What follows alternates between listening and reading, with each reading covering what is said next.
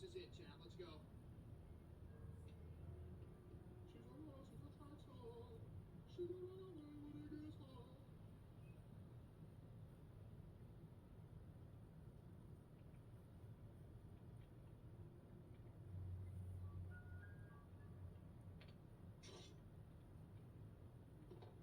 Absolute genius. Does this have a shell in it? No, it doesn't.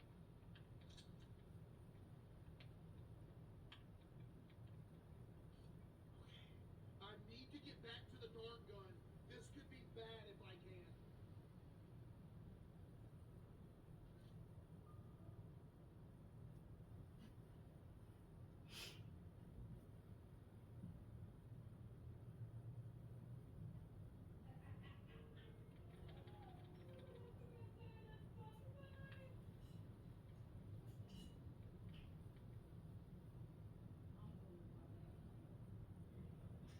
I believe, Chad.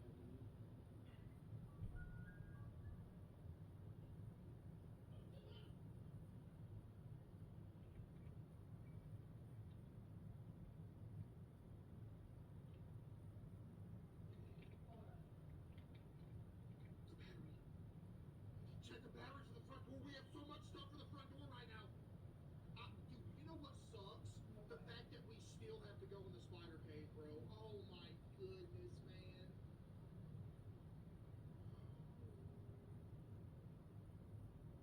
2 minutes. 2 minutes to what?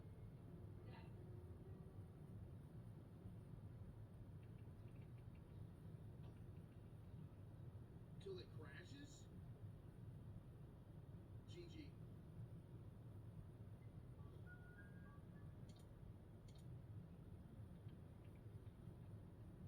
I think she's still close right now.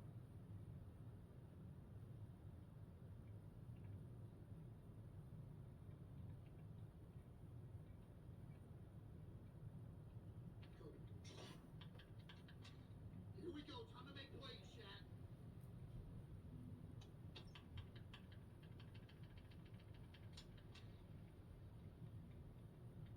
Granny, there's no way you're blocked. Are you kidding me?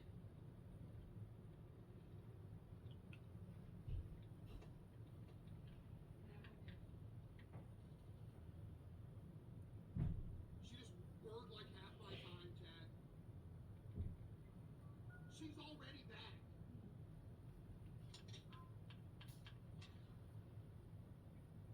Chad was a number one.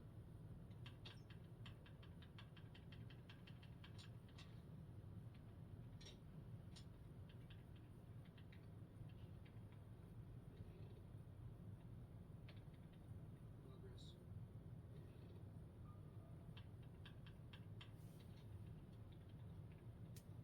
Progress right now.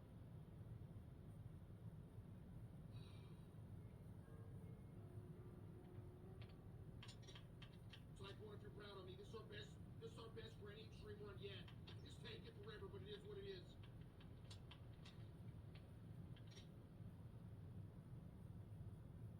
Do you want to grow tall to reach the pros, or to reach a Reese's?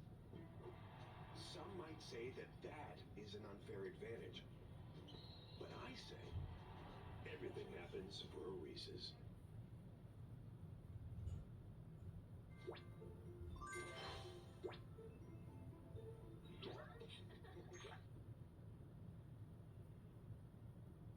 One plan, one price.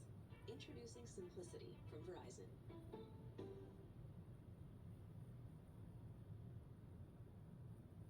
Clothes you never wear anymore? Turn them into cash with Vinted. Snap a photo, list your item. Easy. Once it sells, the buyer covers shipping. And with zero seller fees, you keep every dollar you earn. Less clutter in your home, more money in your pocket. With millions of users and low cost for your buyers, it's easy to start selling and earning. Start selling on Vinted today.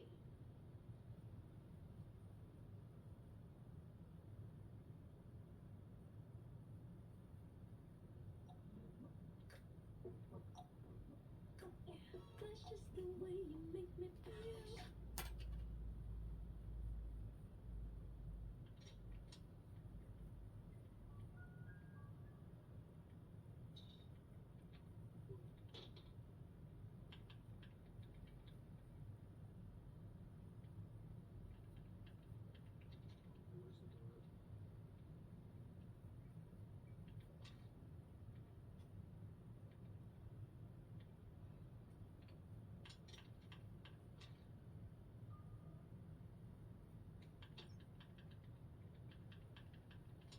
take so long to dookie it out?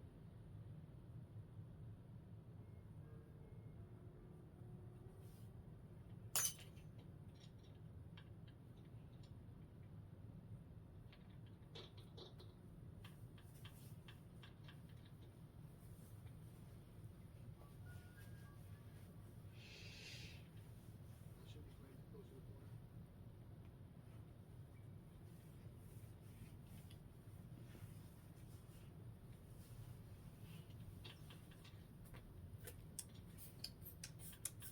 Massive, Chad. Massive.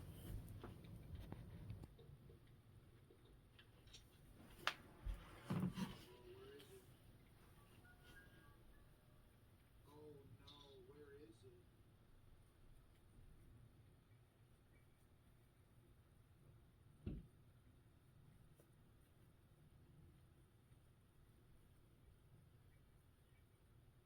No, I forgot.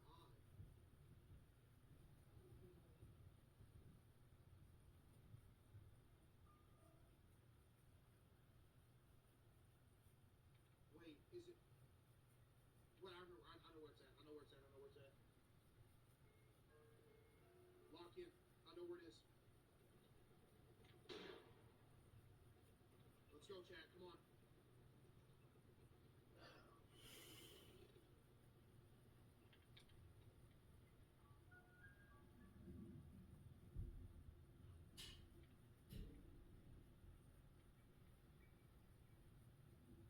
I think I know where it is.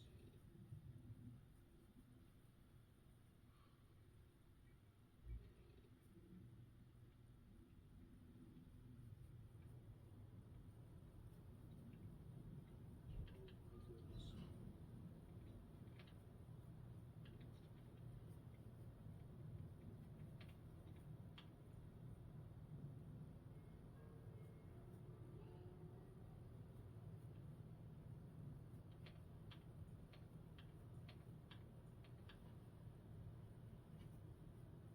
Yes, you can find trendy summer fashion like this at JCPenney for less than half the cost of those other stores. And rewards access too. Join us today and you can get a $10 cash pass. Yes, JCPenney.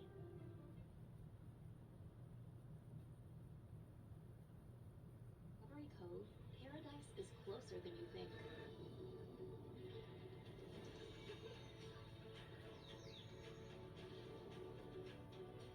Capacity is always limited, so reserve your spot today.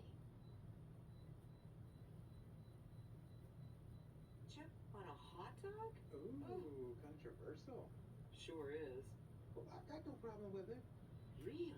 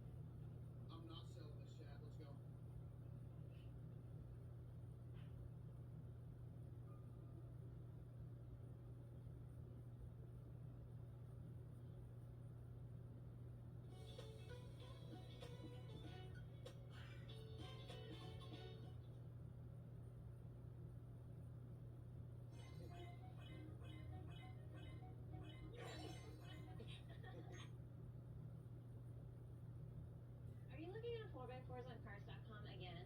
I honestly don't know what you're talking about. I was thinking of something more sophisticated. Look. Fine. Keep the beard.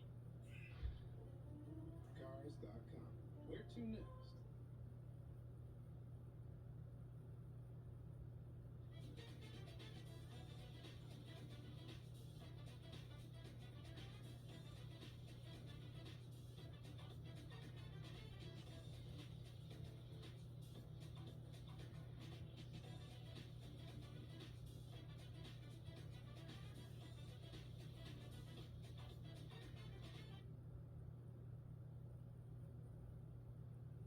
Free shipping on Vinted, that nothing to wear feeling doesn't have to last. From everyday staples to one-of-a-kind finds,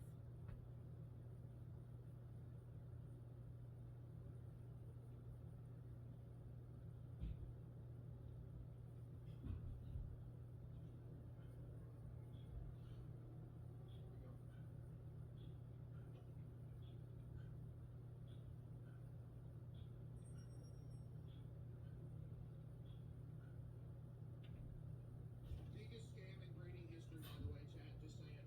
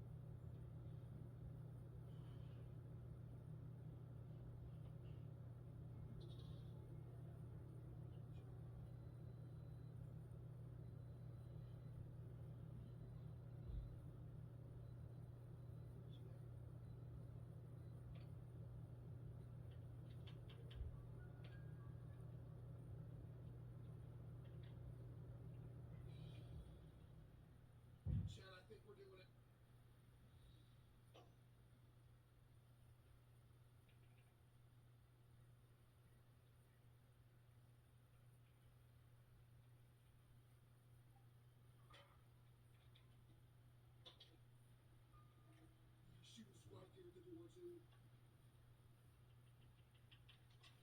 gotta get rid of the right here. Both Ribbit and Caseoh away, and just like he saw their relationships build and build, now they fall apart. Jax insists that he made up everything he shared with Ribbit and deliberately hurts her feelings, eventually leading to an argument in a snowy adventure. Ribbit soon abstracts afterwards. Caseoh follows, and then Pomni appears, leading us to the events of the show. Honestly, this was just a beautiful encapsulation of his character, flaws and all, and gives us a chance to say goodbye to Jax before he completely fades away. Because, yeah, there's no stopping this. Despite saying that he doesn't want to go, the Jax entity is flashed with a bright light, and everything we know about Jax is gone. And though the other castmates save Pomni, there's not a lot that they can do for Jax now. They build a sort of makeshift circus out of sheets and curtains for the abstracted Jax to rest in, and then they just mourn their friend. It's sad, man, but the show ain't over yet. We then zoom out and head into the void, where we find Cain? Wait, what? Deals on all your game day snacks and groceries. Store game day deals for a limited time on Uber Eats. Oh, hands on deck. We need about 6 people. This is great. All right, tender music mode. Add your favorite song to the tender music mode, and that's the key. Yeah, you know what? I love that. I think I'm gonna do it now. That's what happens when you trust the playlist. You might have a lot more in common than you think. And win millions of prizes with the AliExpress $1 challenge.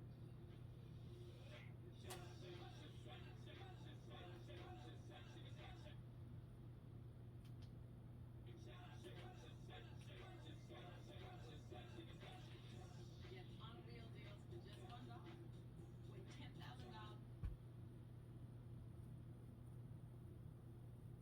Wait, what? Yeah, gonna be real with you on this one, loyal theorists. I got real confused here. They made such a big deal about Cain being killed at the end of the last episode, and then insisted he was dead outside of the show on social media. If they were gonna bring him back, I think they needed to do a little bit more explaining as to how and why. Like, is the void just like the recycling bin on the computer? Or is this like a hard drive where the data isn't actually gone until it's completely overwritten? I even went back to episode 1 to see if there was more explanation when Cain took Pomni out into the void, but he just said that they weren't really sure what was out there. If you have any other ideas or explanations as to how this happened, please let me know in the comments. But either way, I just don't think that this decision was super earned. Regardless, Cain uses this time alone outside of the circus to reflect on his actions, and he realizes that he was sort of in the wrong.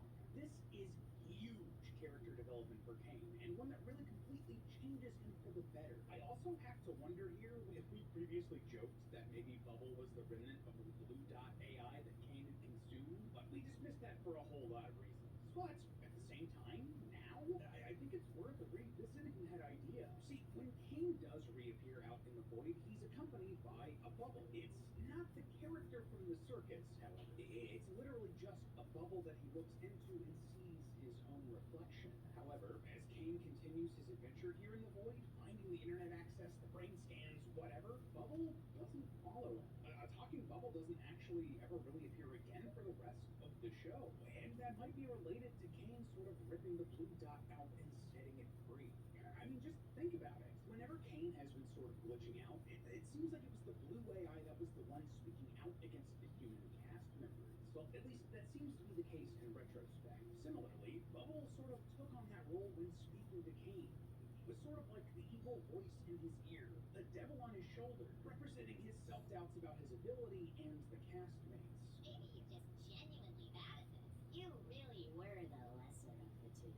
So again, was Bubble the manifestation of that inner consciousness for Cain, of the blue AI deep inside of his code? It also harkens back to one of our original theories that Matt and I wrote ages ago, saying that Bubble could represent that other AI, and that Cain killed a Bubble. You know, Abel, Cain and Abel. It's dumb, but it kind of works. And also, again, it's a fascinating choice, if this is true, to make the blue dot the villain here, right? Since it's the one that seems to be driving the anti-human sentiment within Cain and leads him to actually hurting the cast. Something I saw pointed out after the last episode, when Cain is crashing out and start attacking the cast, he like physically pins them down. But he's doing it in a way that wouldn't permanently hurt any of them. Like he's holding Gangle so her ribbons don't fall. He's caging Ragatha and Zubul so their stuffing and pieces don't go flying everywhere, etc., etc. Here he wants to hurt their feelings to quote unquote put them in their place, but he doesn't want to hurt them. And that is the Red Dot Cain that tries so hard to get redemption at the end of this show. Naturally, that makes me think, was the Blue Dot here the real quote-unquote villain of the show? The one angry at humanity for whatever reason? Was the Blue Dot a perfect AI frustrated by the imperfections of humanity? Well, if so, that's not what we want or need in this world right now. Humanity is supposed to be imperfect, to grow and learn and make mistakes. And whether or not Glitch and Gooseworks meant to add that sort of anti-AI sentiment into this show when it started, it ended up landing that way. So, nice. Anyway, Cain starts drifting towards, well, something. It's a bit unclear, but we see two versions of the same scene here. One is Cain fully rendered as his circus persona, and the other is the red Cain dot from the intro of this episode. I originally interpreted this as what Cain was experiencing and how it was being visualized on the computer monitor where this is all actually taking place in the real world. But we'll come back to that in a second, I promise. At least part of what Cain finds out here looks to be a connection to the outside world. We actually see him break through several invisible walls to get to this connection, which I interpreted as him breaking through whatever sort of firewall was enclosing the computer that the circus is on. This then lets him connect to a Wi-Fi network, and he uses the time to search what's going on with the human identities of the cast. Eventually, he's then booted out and back into the void, and after fighting with himself and almost crashing out again, Cain reaches within himself, literally, and takes out the Blue Dot AI out of him. Without the Blue Dots, he's significantly less powerful, but they just weren't compatible. So, with great sadness, Cain says goodbye and lets the Blue Dot go, and it just sort of floats away. I now have to wonder if that Blue Dot is just like out there, somewhere in the system, doing its own human-hating thing, but who knows. Cain returns to the circus and approaches the cast, apologizing for everything he's done to hurt them. Obviously, they're cautious, but Cain wants to give complete control of the circus to the cast now. They can do whatever they want, whenever they want. And as a way to start to repair their relationship, Cain tells them anything and everything that he found out about their human selves. I'm not going to go through all of them now, but most of what we sussed out about their backstories and previous theories was correct. Honestly, this is just a really sweet moment and a real emotional catharsis for the series, giving us a lot of closure for these characters. But the real growth here for the cast of the circus, this is where they accept that they're not these people. Not anymore. When Cain starts calling Pomni Abigail her human name, Pomni instead chooses to go by Pomni instead, because that's who she's really grown to be.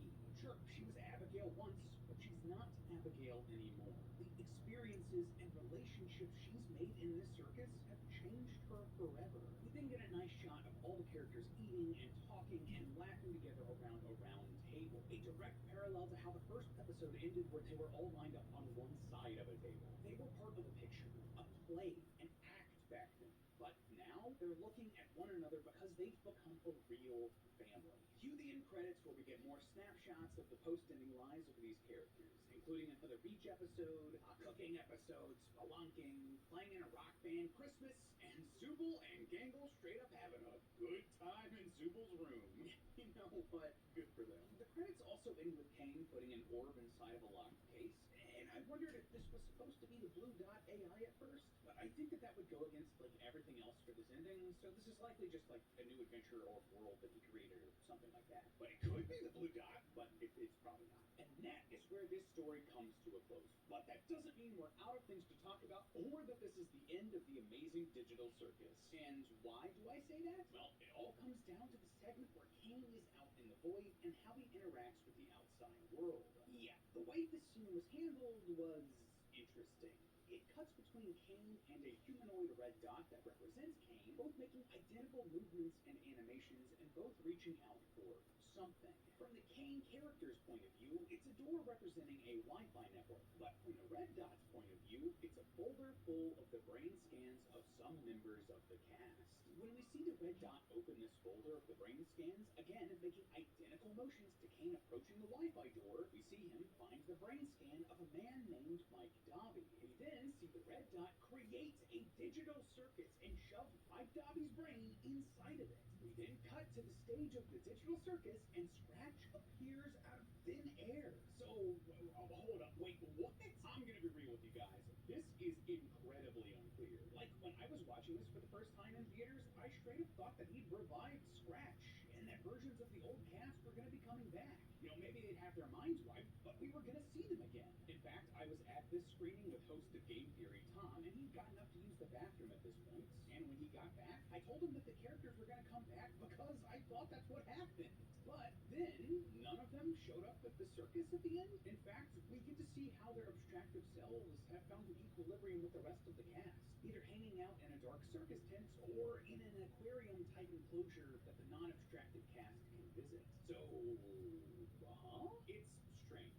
So, like, was this thing that we saw like a different circus? A new circus? I mean, Kane did ask, quote unquote, did I ruin this again? Keyword again. And on top of all of this, we see the creation of what we think is the digital circus at the beginning of episode 8, with the Red Dot making it after it absorbs the Blue Dot. So it'd be really weird to show that same event in a completely different way, in a completely different context, wouldn't it? So that makes me think, yeah, this is a different circus we're seeing made right here. Another thing here, but the number of brain scans doesn't line up with anything we see in the series either. Yeah, if you go back and watch it, there were 10 brain scans in this folder. At least that's how many I counted when I went back for a second screening. But we only see 7 characters, including Kinger, entering the circus at the very beginning. So at first I thought, oh, wait, that's proof that these are likely the brain lingering thought in the back of my mind. They're not gonna, like, just let this end, right? The Amazing Digital Circus is like a once-in-a-lifetime hit for an independent studio like Glitch.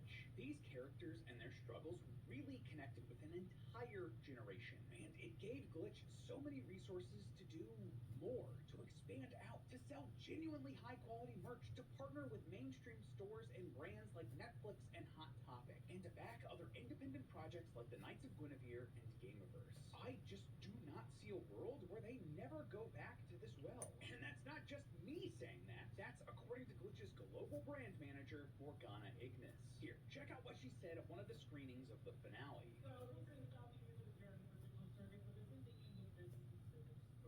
Did you catch that? Yeah, while this story is done, the digital circus isn't. And I mean, there are a couple of ways they could easily do that. There could be a spin-off show about an earlier era of the circus, with the original castmates, for instance. Or they could do comics that are set between the episodes of this show with the main cast. Or maybe they could do, like, I don't know, like a video game. Like, I mean, could you imagine a point-and-click adventure game similar to I Have No Mouth and I Must Scream, which inspired the digital circus? And I mean, hey, Glitch recently started hiring for a head of games position, so it could be cool. So if they decided to sort of retcon this moment and made it so Kane created a new circus here with the mind files of all the original cast members, most of whom we haven't met yet, well, that would mean there's a whole other circus out there that's basically a blank slate. And if the Blue Dot is indeed a villain here, like we've analyzed in this theory so far, well, it's out there right now, all alone with no Red Dot Kane to hold it back. Maybe he could find that new circus and truly wreak some havoc. But hey, that's just a theory. A film theory. And cut. Up next on Film Theory, Jax from the Amazing Digital Circus is not who he appears to be.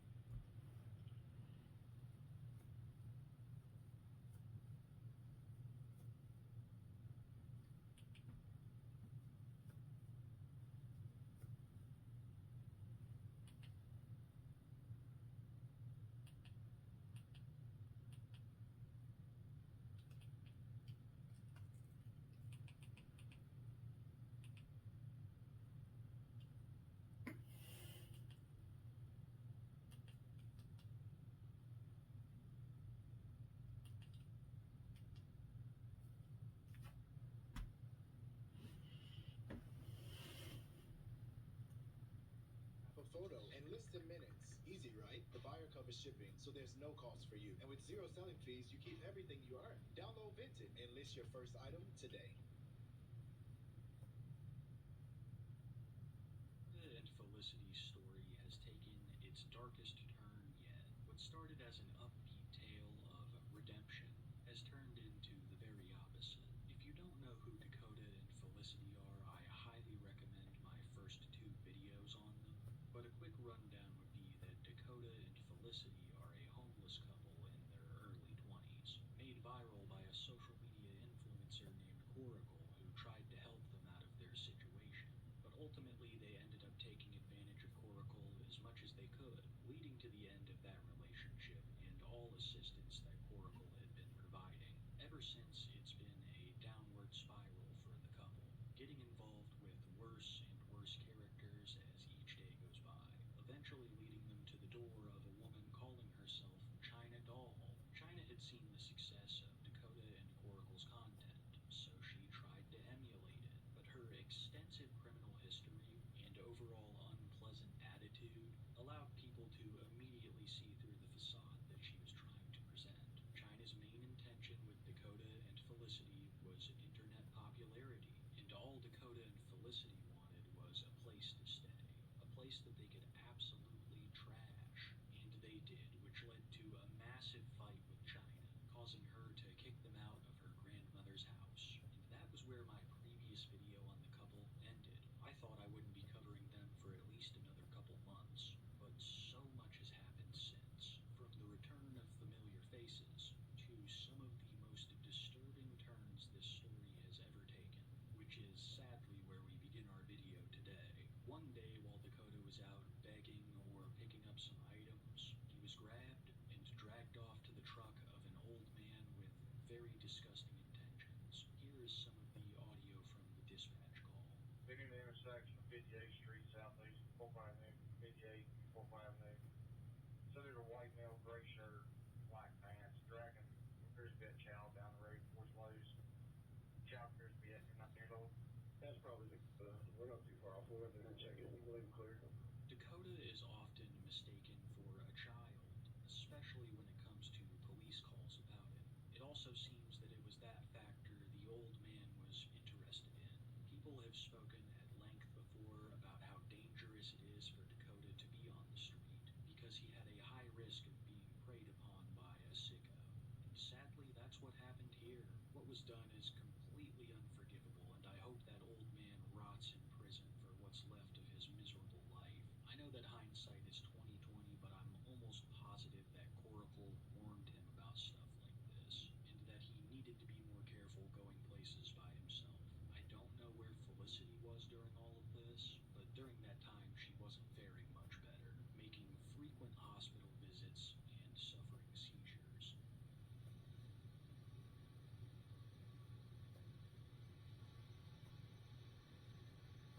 Just ask him if you can ride with her.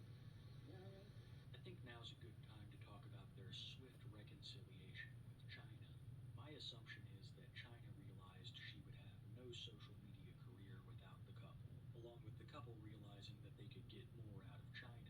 It's really this cat and mouse game of who's gonna scam who, but if I'm being honest, I thought that was the end of their relationship. Pooping on someone's floor is pretty final. I'd also like to talk about where they were living during this time. I wasn't able to pin down a direct timeline, but it seems like whenever they're on the outs with China, they just go to the next door neighbor, who Felicity has befriended. So throughout this video, it seems like they were back and forth. So much had changed in such a short time for the couple, but there truly was one constant in their life, something that was the same no matter what happened. Or should I say, someone. It's Felicity. She hasn't changed a bit. Do you know how much it hurts when you're not in my life? I saw this. Do you know how much I blow up your phone when you're not in my life anymore? Do you see how much I fucking love you? Do you see how much I truly love you? Do you see how much I care about you? And how I found your ass? That's how much I fucking love you, Dakota. That's how much I fucking love you. Okay, they're staring. Let's walk away. Well, they can stare all they want. This ass is not theirs, it's his.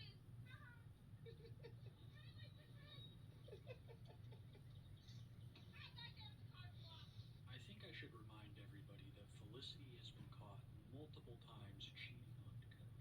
She messages new men almost on the daily. If you need any further proof, look at the next clip that was captured just days after the previous two, where Dakota gets pretty pissed catching Felicity texting another guy. What funky text a lover? What funky text a lover? So what? If you don't straighten up, I'll leave with him to California. What the fuck's wrong with you? I need to leave it. Bye. Bye? Felicity claims that she loves Dakota so much, and that it's not the same when he's not in her life.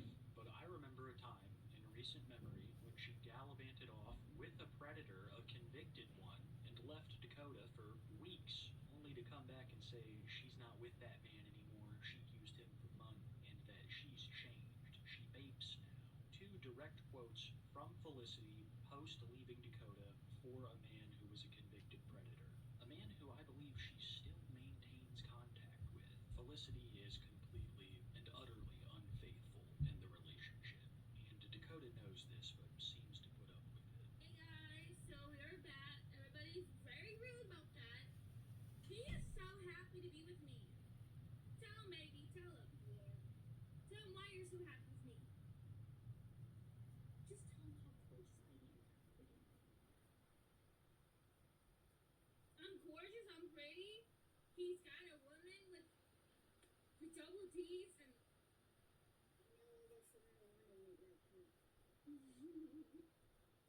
So y'all can be judgmental all y'all want, but this man has treated me like an effing queen. Since day one. We've been together for almost 2 years now. 2 years, y'all. And this man, well, he can't stand up. I want him to stand up. He'll stand up and he'll literally just come close to me. Look, guys. Look at that, y'all. He's got a chubby belly, but he loves me. And he loves me to death, y'all. So I don't know why y'all being so judgeable about me. Y'all want to talk crap about me? I have another phone. By treating her like an effing queen, she means absolutely destroying any progress that he made with a legitimate friend. Felicity will often go on camera and force Dakota to talk about how happy he is with her, because I think she sees a lot of the criticism is geared towards her. She also acts like their recent life has been so great, that they're not living in someone's basement begging for money online. Hi, guys. You gotta say hi. Hi. So what are we doing today, baby? What do we all do today? We grocery shopped. We had fun today. And now we're literally being a cute couple now. Okay. So yeah. How happy are you with me, Dakota? How happy? Very happy. I want to buy it. You want to buy it. But yeah, y'all. We are still together. We've been together for almost 2 years. We love you guys. It seems like wherever the couple goes, chaos follows, especially given their lack of regard for other people in public spaces. A child on Facebook would say they were at my school and the cops got called, with China responding, yes, I know, because they didn't know they weren't allowed on the playground during school hours. The child goes on to say they were on our swings and the teachers asked them to leave and they wouldn't, and when the cops forced them out, Dakota tried to jump the fence. The couple, along with China, are no strangers to law enforcement, but Felicity in particular has been getting in a lot of legal trouble, recently being arrested. Don't freak out. We're really not. It's going to take a little while because we have to do the same paperwork that we did. The CDR, we got to sign service. This is the warrant we got. So we are turning Dakota and Felicity in, and hopefully it all goes okay. Felicity, are you worried? Yes, I'm scared. Dakota, are you worried? No. It's gonna be okay. Let's go. Follow me. My foot's wet. You're not worried at all? Not really, no. Just I think scared. it'll be okay. I want Alright. to go home. I know, babe. Allegedly, the rumor is that Felicity struck a child, and that this is why the police were interested in finding her. I don't think she's been convicted of anything yet, but I don't think it's out of the realm of possibility as far as actions Felicity is capable of. And this would not be the last time that they interacted with law enforcement in this video, because the next thing I'm going to talk about ties heavily into their most recent interactions with law enforcement. And it all starts with Felicity befriending the next door neighbor.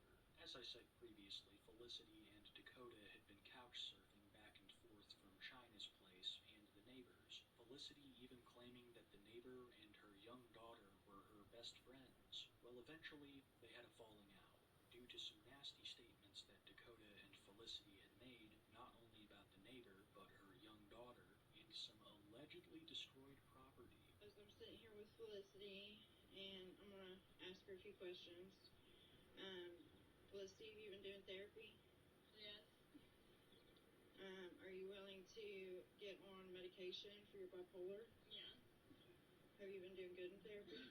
Yeah. Good. So Felicity and Dakota are not staying at the neighbor girl's house. You had a falling out with her, Felicity? Yep.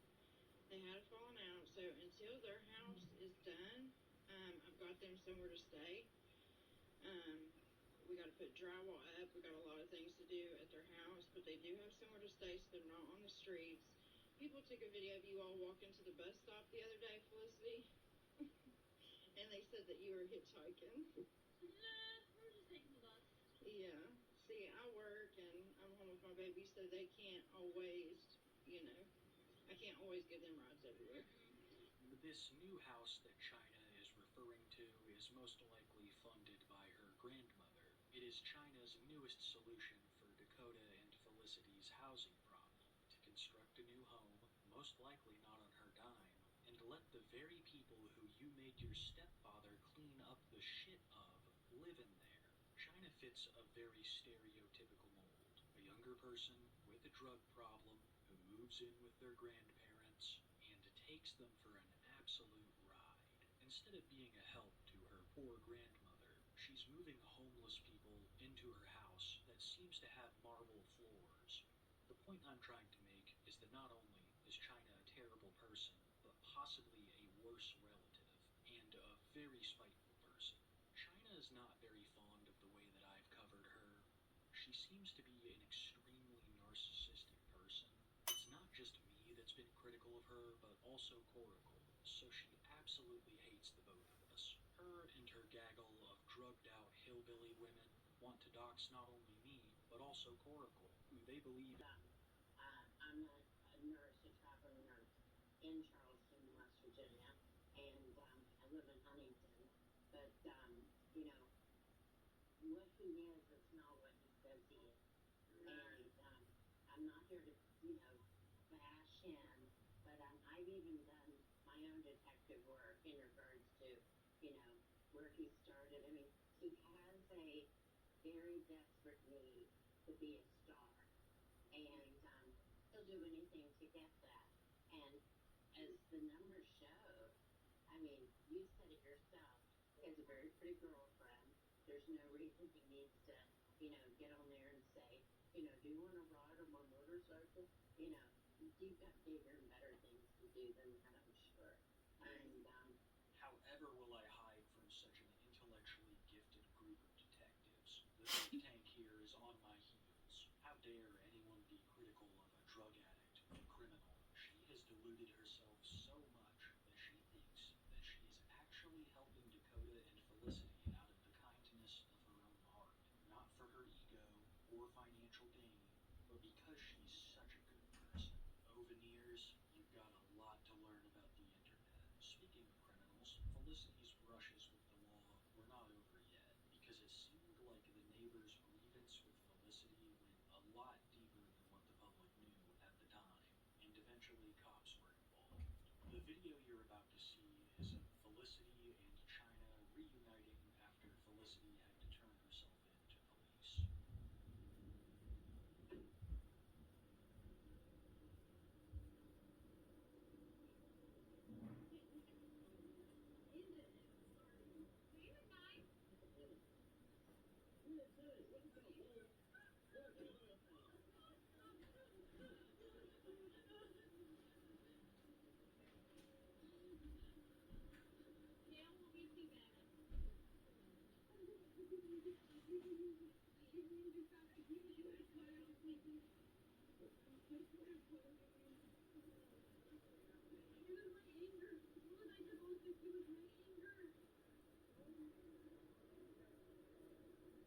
won't be too bad. I got in trouble with the police again. Well, let's figure out a game plan. Come on in. We have proof in the suitcase. We've been hiding in the basement for an hour. I saw you. You're gripping hell. Blow your hands. The reason why Felicity was wanted this time was for alleged destruction of her neighbor's property. The neighbor that I mentioned earlier as one of Felicity's best friends has turned into one of her worst enemies. From what I could gather, one day when they were hanging out, Felicity had an absolute meltdown and broke a couple of their TVs. This was the catalyst for their beef, but it goes much deeper than that. A lot of it occurring on Facebook. Okay, for those who knows Nisha Thompson, needs to know how she doesn't take care of her daughter. She doesn't discipline her child. She kicked me out after I bought food with my food stamps, and she doesn't care for others. She just cares about herself. I don't think Nisha was pressing charges before this post, but if she was, it definitely didn't help because she for sure saw this and decided to respond. Just to clear things up about the whole situation with Dakota and Felicity, they were supposed to stay for a few days, ended up staying almost a month. I got no money from them at all for their stay. They ran my electric bill up by using my oven 4 to 5 times a day and leaving lights on all the time. Yes, they did buy food after they ate all of mine and my daughter's food. I asked them to find somewhere else to go while I was at work. I came home to 2 of my flat screen TVs busted, my house destroyed, and on this video, not much else has happened. But if you want a more day-to-day kind of way to keep up with Dakota and Felicity, I highly recommend the Coracle Dakota subreddit. It's a great place to keep up with the news, and today's video would not be possible without their hard work. But if that's not your vibe, I'm sure we'll be back in a couple of months, because somehow Dakota and Felicity keep getting worse.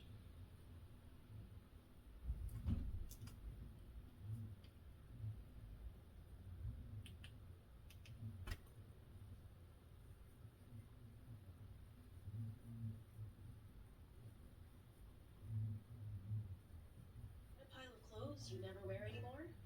Turn them into cash with Vinted. Snap a photo, list your item. Easy. Once it sells, the buyer...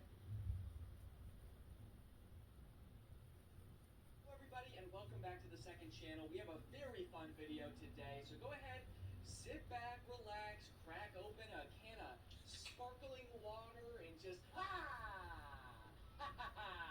Too slow, baby. You were not prepared, were you?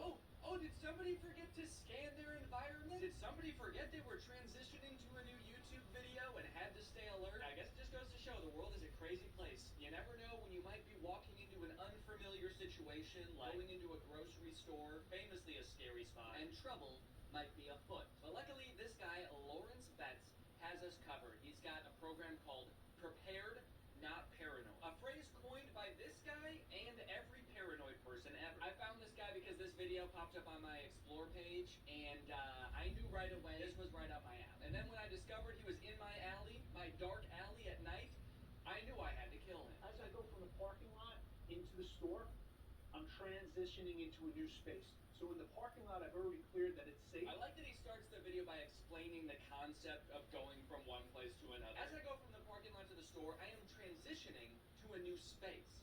I was outdoors, and then in the blink of an eye, in the step of a foot, I was indoors. I'm still not sure exactly how this happens, but it happens to me all the time. If this happens to you, you might be startled and scared, but this is just a normal occurrence, so don't worry about that. This is not the scary part. So in the parking lot, I've already cleared that it's safe.